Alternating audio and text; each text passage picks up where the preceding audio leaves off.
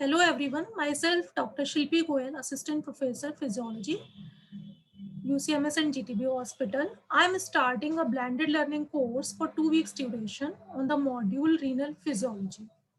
So I'll be discussing 4 topics in these 2 weeks duration, and the brief introduction of these topics is as so it in week 1, as the renal physiology and kidney is having an important role for the maintenance of body fluid, and understanding that thing, we should understand what are the body fluid compartments like intracellular fluid compartment, extracellular fluid compartments, what are the further divisions, and what are the techniques for the measurement of these compartments.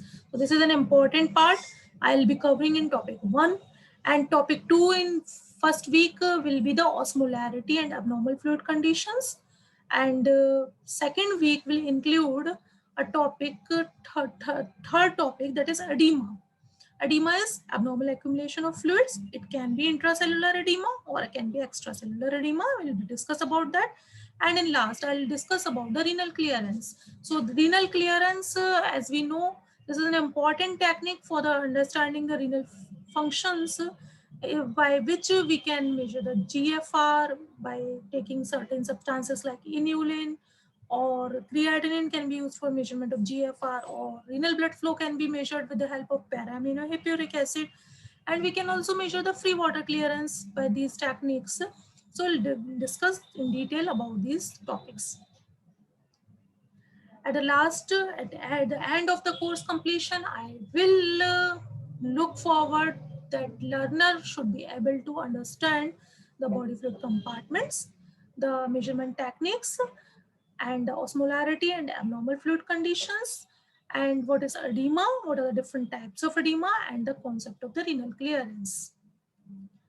So I have taken this blended learning course so that the learner will be engaged effectively in the process of learning, and for providing this atmosphere to the learner, I'll be providing four small video lectures, and also the supplementary materials in the form of videos from the Government of India initiative sites like Swayam Prabha, or in the open education, from the open educational resource material, and also will be providing some uh, written text material also along with the videos.